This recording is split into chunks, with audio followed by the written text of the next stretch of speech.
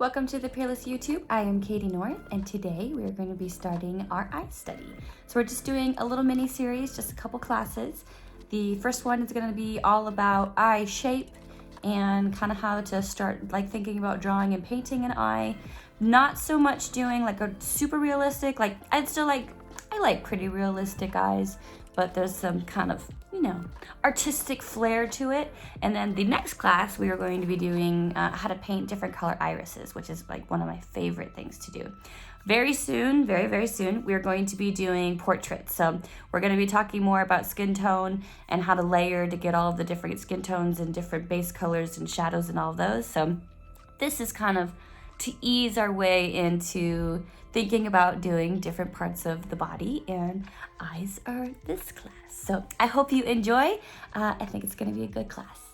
For your supplies, you'll be needing Peerless Watercolor, watercolor brush and paper, pencil, scissors, double-sided tape, an extra fine tip artist pen, an extra small paintbrush, and either a white gel pen or white ink.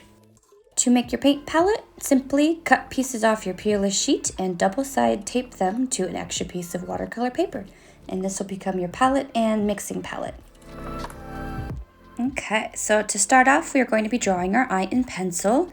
And you want to start by doing a circle and then an almond shape coming across the eye with the top part of the circle covered by the almond. So it looks a little bit more natural when you don't show the entire iris as a whole circle, but you cut just slightly a little bit off the top, and that kind of gives it where like the eyelid is, and yeah, kind of a nice effect to it.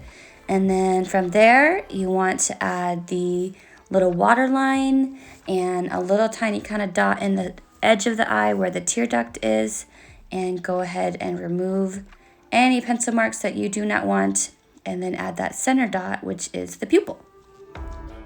And you can go ahead and add the light flare or reflection in the center of the eye just to kind of give you a guide of where not to put a ton of paint, or if you're not going to be using a white highlight kind of at the end, you're going to want to keep that space negative and keep it without any paint in there at all.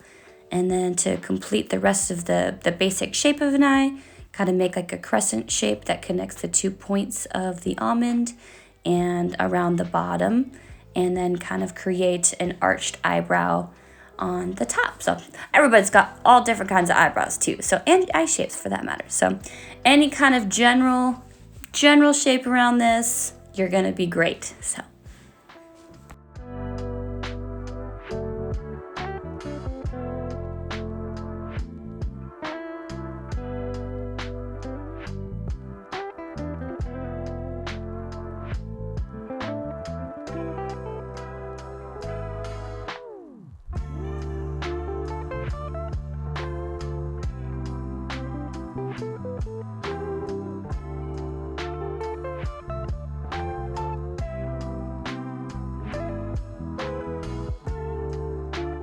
So now we are ready to start painting, and we are going to do our first wash, which is the Larkspur blue. And you're gonna put a little bit more saturated area closest to the eyelid, and then as the round of the eye, you wanna push on your water reservoir brush and make a little bit more diluted and kind of softer where the roundness of the eye would be.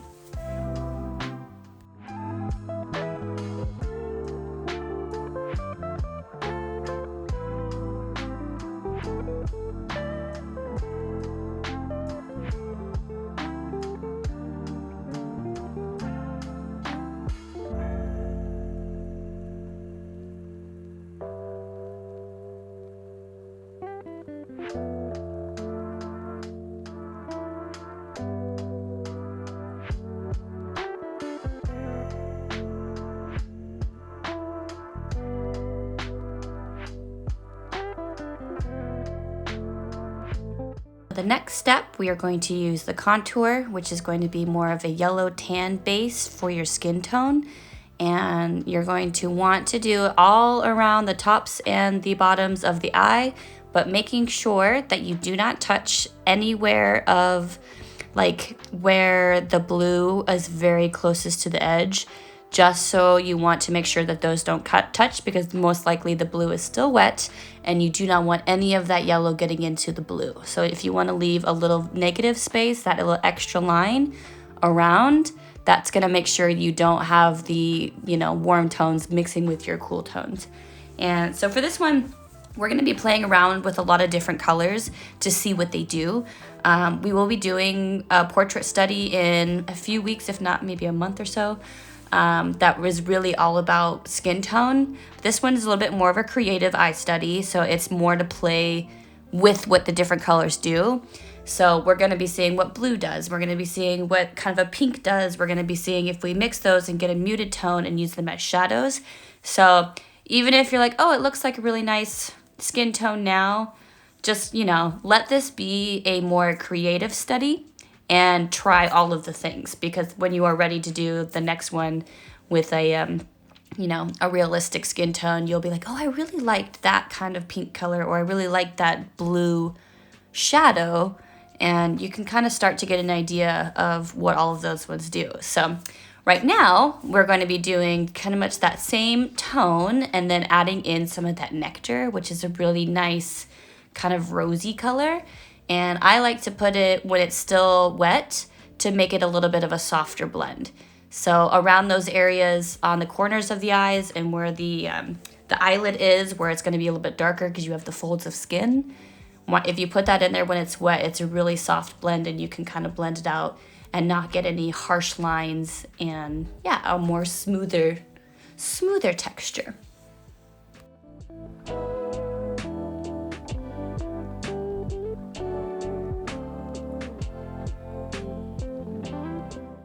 So once all those little areas are smooth and blend together a little bit more, I'm adding some of that Jackqueminot red, which is pretty pink, and I'm adding it to the tear duct. So that's one of the, like, those inside parts of the eyes are probably the most pink of skin areas you're going to get.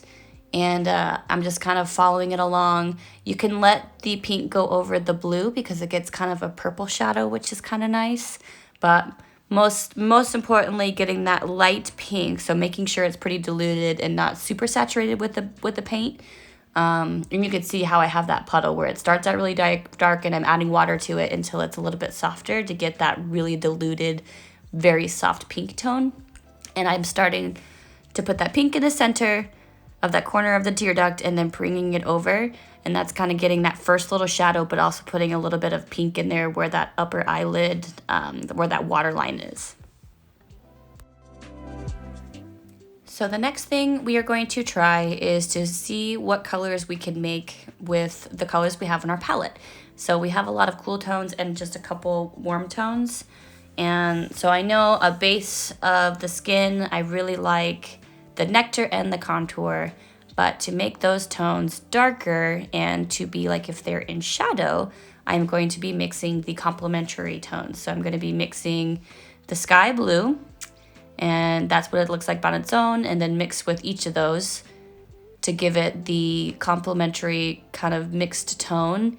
And one of my favorite things to do for shadows, even in portraits, because people have like blue undertones in their skin, they have green undertones in their skin, some people have warm tones as those too, and I feel like instead of using like a black or a gray, if you were to use a warmer or a cooler or a green or a pink as a shadow, and depends on how soft it is, it looks very natural. So I make it a little bit heavy just to kind of show you guys like what it looks like with like the intensity, if it was like more of a green or a darker blue, which it looks out cool. It makes more of that stylized kind of like really intense.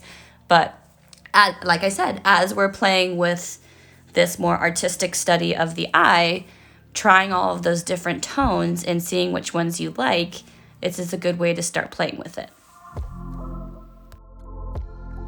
First one, I've decided on a green undertone, and I am mixing the contour with the sky blue. And I'm just mixing enough of a puddle that I'll be able to work with it without having to have to remix. And I believe I'm going to be doing kind of like the crease of the eyelid and then kind of putting it in the corners to make the roundness of the eyeball in itself in the eye socket a little bit more defined. And then, yeah, kind of softening it a little bit. So this also too is a great kind of like where the eye socket is under the eyebrow. There's a shadow there most of the time. You don't see it all the time, but I'm making them a little bit darker so you can kind of get an idea. Like, it all depends on how intense people's bone structure, I guess. Bone structure, lighting plays a huge part of it, which way their face is turned.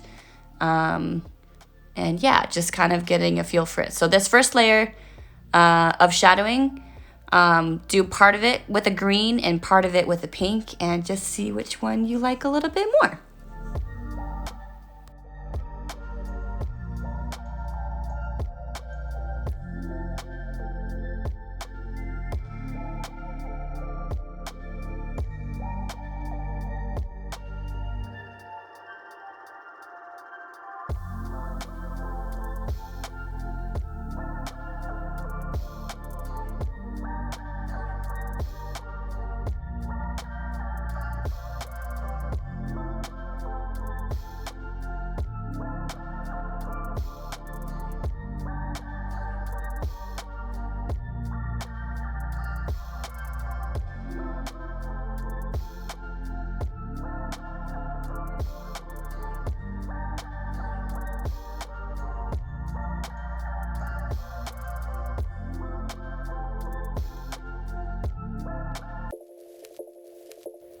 Alrighty, so while we are letting the skin tone dry before we do the next layer, we are going to be working on the iris. And now that light Larkspur blue is dry, we can make the iris inside the eye do that color too, and we don't have to worry about those two colors blending together, and we can have that nice sharp crisp line because we're working wet on dry next to it. So for this one, we are making a outline.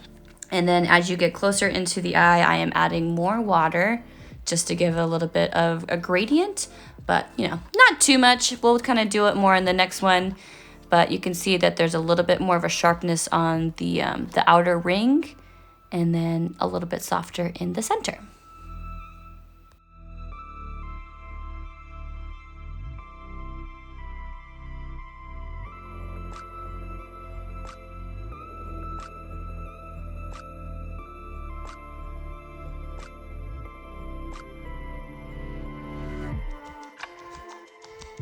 While it's still wet, if you want there to be a softer blend, or if you would like a harsher and more defined outer ring, you can wait till it's dry and you can do it that way as well.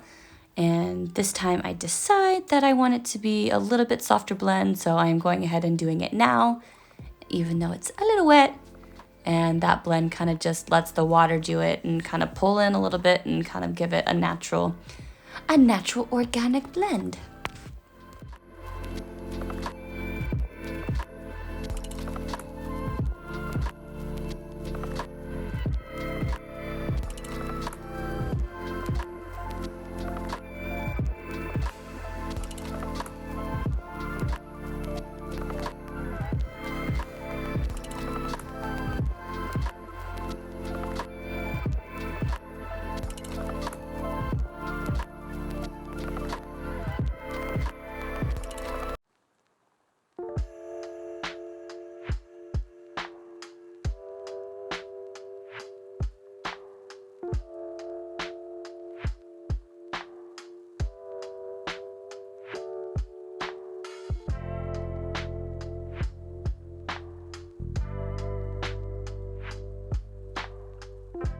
For the next layer of shadow and depth, I am going to be using a little bit of the darker ones. So I'm going to be using a little bit of the Jackqueminot red, the Nectar, and the Larkspur blue, and getting a pretty dark, almost brown, but there's still some more warm tones into there. I feel like they're still pretty warm. And redefining that eye crease on the top, and then starting to make that roundness shape of the eye on the bottom. This also depends if they're wearing makeup or not too. So like if you want them to have eyeliner, if it's a woman's eye versus a men's eye. And yeah, but getting some of that eye shape and some of those shadows in there. And inside, underneath that eyelid, needs a little bit more of a shadow to create the depth. And doing that now. And yeah, a little bit on the bottom. And just to kind of make that waterline and the line between the eyeball itself to kind of give you a little bit more shape.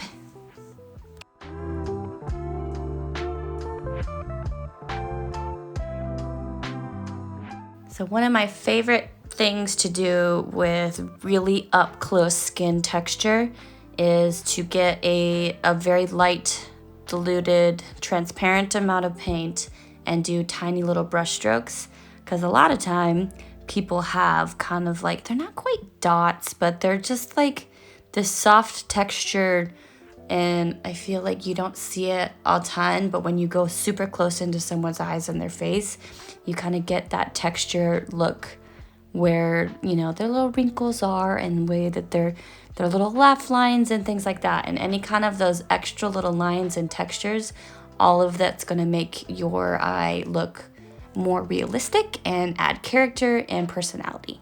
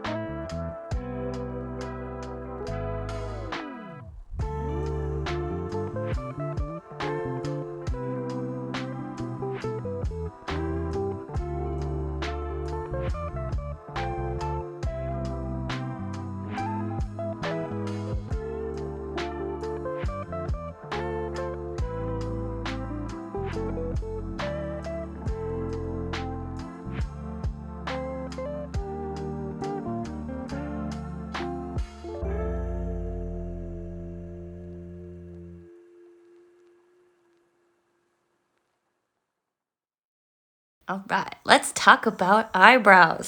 So eyebrows are a million different shapes. One thing that eyebrows have in common, and that everybody seems to do, like when they're first starting portraits, which I've done a million times, and now I look at some of the portraits and I've just like been so disappointed because I just make like a block of paint where the eyebrow is. But eyebrows are just like anything else, and they have their own shapes and their own things.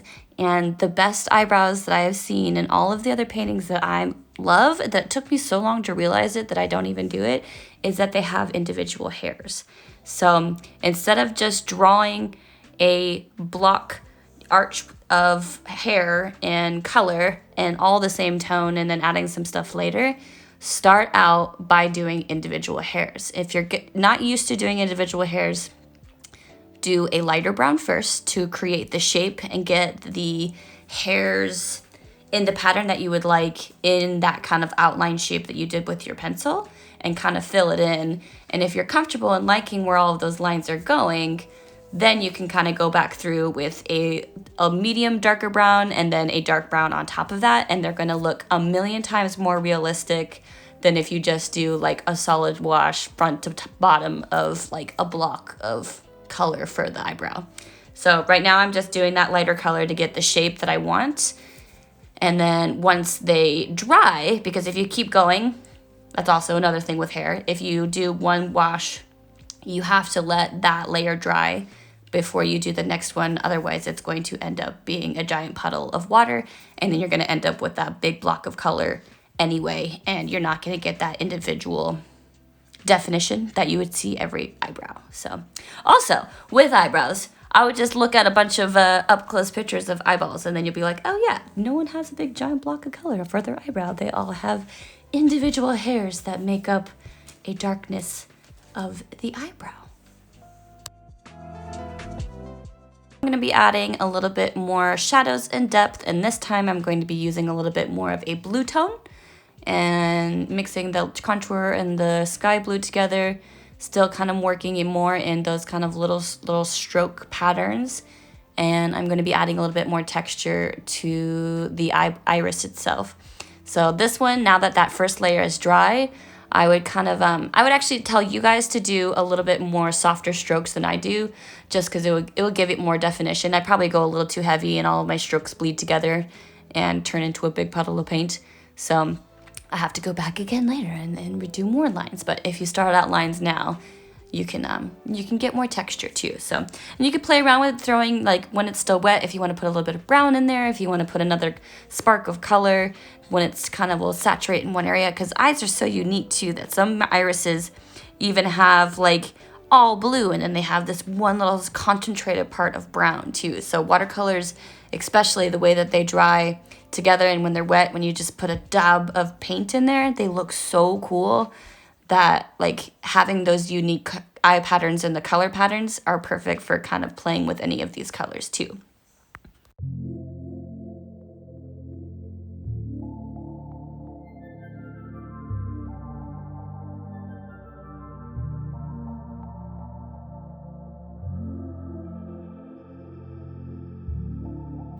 So now that we have a pretty realistic skin tone with a little bit of warm undertone, a little bit of cool undertone, I want to try to add like a really warm pink and see what that looks like. And then kind of see if I like the intensity of it. Like, I'm trying to think of like a good example. I don't know. Maybe someone has kind of like that summery pink makeup that seems to be more popular. I love it. I love all different colors of eyeshadow.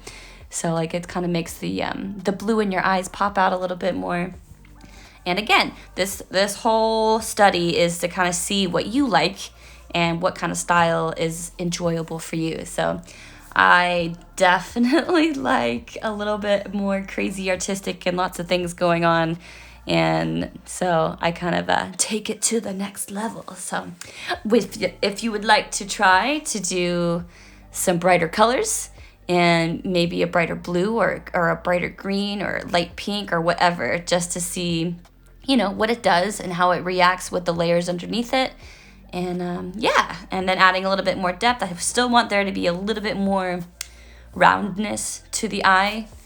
And let's see, what's the next thing? Just adding all those little details.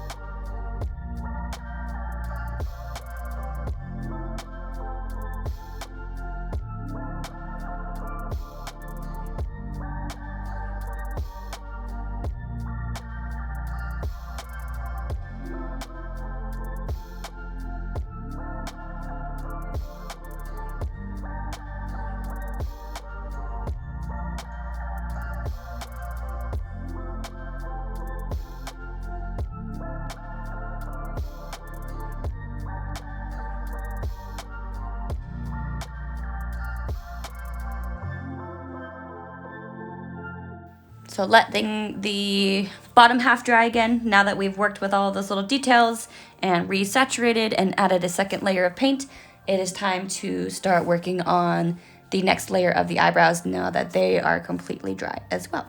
So kind of redoing the lines that I like, maybe adding some few ones. I looked at a few reference photos. I found that I liked, there was a few that had shorter lines and shorter hairs. So I'm adding a little bit shorter ones in there just to make it look a little bit more realistic. And then, yeah, getting a little bit more comfortable with the eyebrow shape and adding the individual hairs on top of those little baby hairs. And then it gets, you can see, a little bit more depth and shape.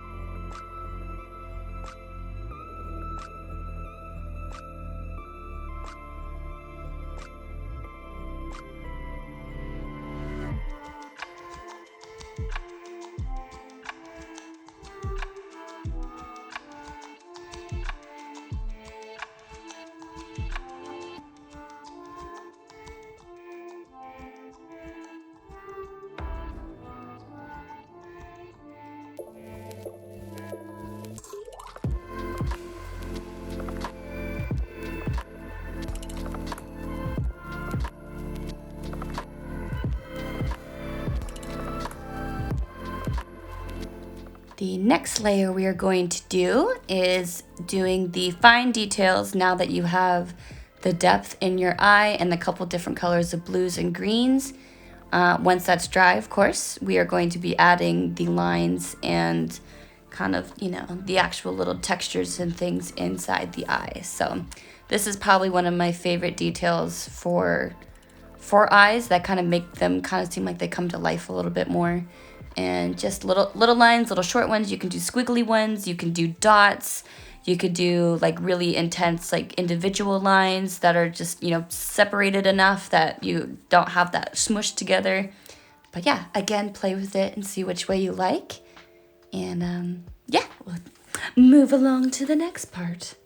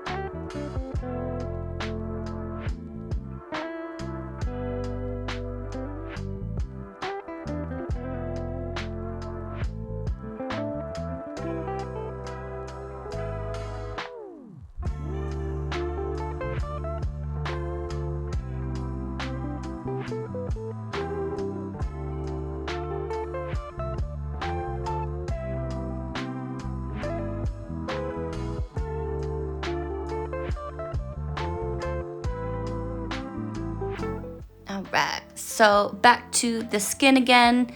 Now that we have those, I think three washes. We have the light kind of, yeah, the tone, and then a couple of the greenish tones, the pinkish tones, and then the warm tones. So now I'm kind of noticing that it's just the eyeball, and I kind of wanted to add like a little bit of shape, like where, you know, how it would go down the side of the nose a little bit. Just to add a little bit more texture, just so there's some more cohesiveness between the top to the bottom, and get a little bit more funky with it here in a minute. I have to apologize. I did a whole entire section of dripping paint, and for some reason, I don't think I hit play on my recorder when I was recording, and it did not, you know, do the video, but I do a small video to show you how it's done. It's very simple. But that will be up next after these kind of intense layers of that more artistic coloring, just to kind of make the eye pop a little bit more. And yeah, I'm kind of liking these warm tones and cool tones together. So I will show you in a minute what I mean about the eye drops. And yeah, I will get back.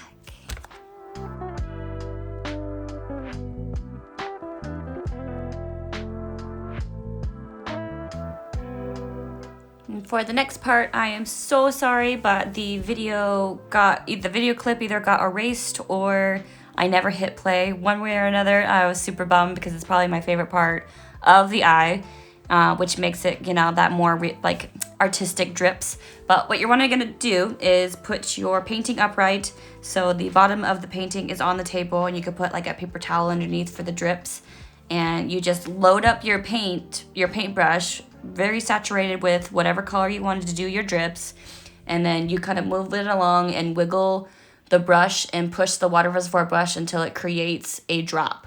And then you just keep repeating that process until you get all of the drops that you would like. And I will show you here. Again, very sorry that clip got erased. Super bummed about it. And then as soon as it starts dripping, you can kind of create that line a little bit more with your brush if you know exactly where you want it to go. But this is, yeah, totally artistic preference of how you want to do it. You can also start some drips while it's dripping down, and then lay it flat, and you have a little bit more control of where they want to go if you want to be precise and be like, oh, I know I wanted to drip this way or that way. And, you know, give it a go that way as well.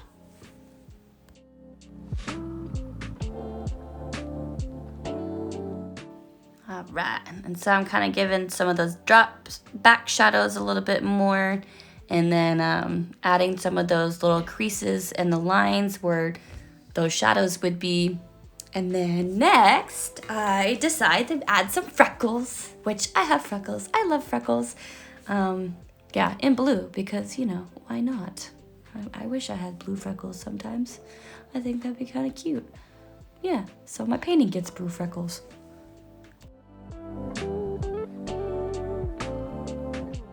So once you've got your little details and your freckles and all of the last minute details you would like of the paint, we are going to be moving into using the artist pen. So the Micron artist pens are my favorite, and they are permanent and they will not smudge if you would like to do another layer of watercolors over this. But they're a great tool if you know you have like a perfectly black area, or if you want something to look a little bit more illustrated. And especially when you're just beginning, it's like with eyelashes and things like this, that having that pen and control is a little bit easier than trying to control a very small paintbrush. And with watercolors, so if you want those individual eyelashes, it's kind of like a little, you know, like not quite a cheat, but you know, it's still a tool. Every artist has different tools that they use.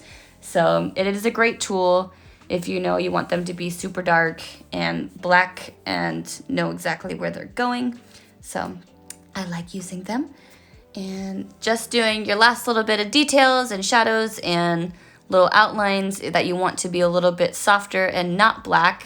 I'd use just the Larkspur together with, I think, maybe the dark brown.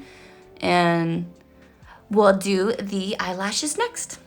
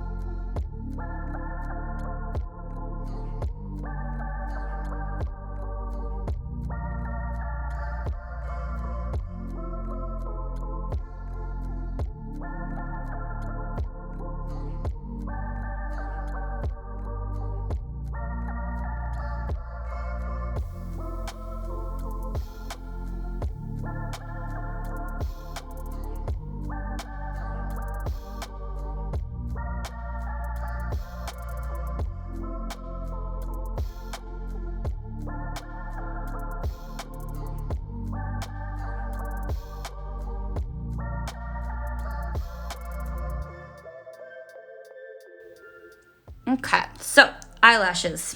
They are beautiful and gorgeous, and they have awesome shapes, but for whatever reason, whenever we start drawing eyelashes, we draw 3 or 4 in a row, and they just look like doll eyelashes, and they don't look too realistic. My trick that I have figured out is doing clumps or 3 or 4.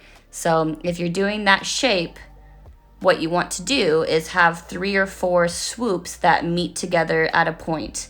And if you can see my little practice ones, what it looks like when you draw 3 in a row and you get that doll eyelash, and then I'm drawing the 3 clumps and then 3 clumps and then 3 clumps, how much more realistic those shapes look than that doll eyelashes. So, and then when you start to work on the actual painting itself, you can kind of get an idea where that water line is where you want to start your swoosh. So you're gonna swoosh up 3 different eyelashes into the same kind of triangle of eyelashes, and then start your next clump section.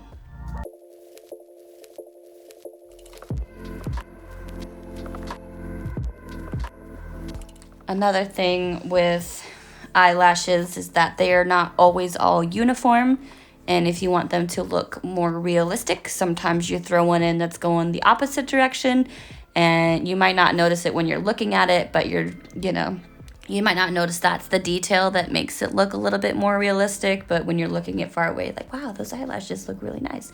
Sometimes it's those small imperfections that make them look a little bit more realistic. And so when they're getting closer to the edges, they fan out in the opposite directions and they get smaller. And then when they get to the other side, like at the end of the eyebrow, they do get a little bit bigger, but there's also small ones there as well.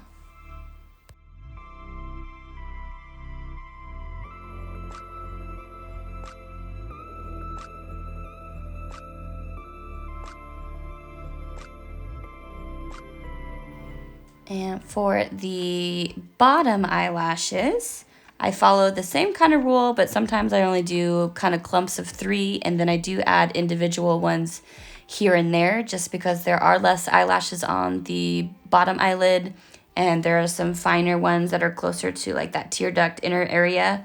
And then when they get further to the outsides of the eyes, they're a little bit thicker like the top, but they're not too thick. Most people, especially, realistic, like real ones, not like fake eyelashes, which if they're fake eyelashes, go for it. If you want them big, giant, to your eyebrow fake lashes, I am all about that. I think those are gorgeous and they are so fun.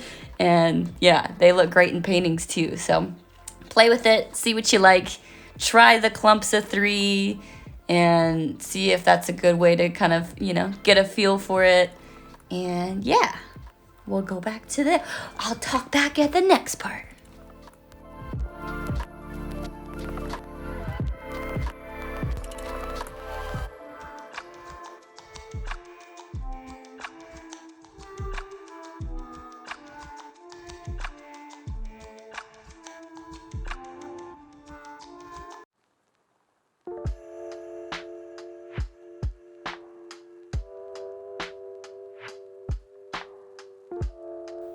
Okay, so now you have your eyelashes done on the top and the bottom, and now we are going to talk about that white little reflection area.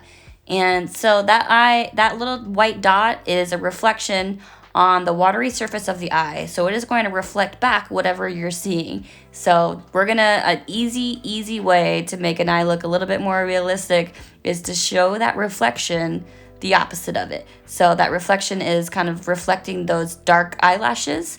If you do the same kind of swoops eyelashes in that white spot, it kind of gives it a more realistic look, like it was a mirror effect with that light source, and it's showing you the eyelashes on top of the eye.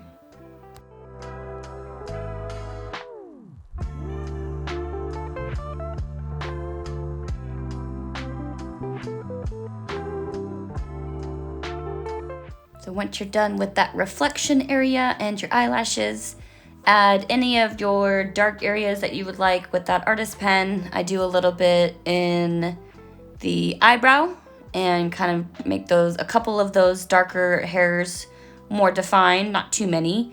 And then the next part we will be doing is the white highlights.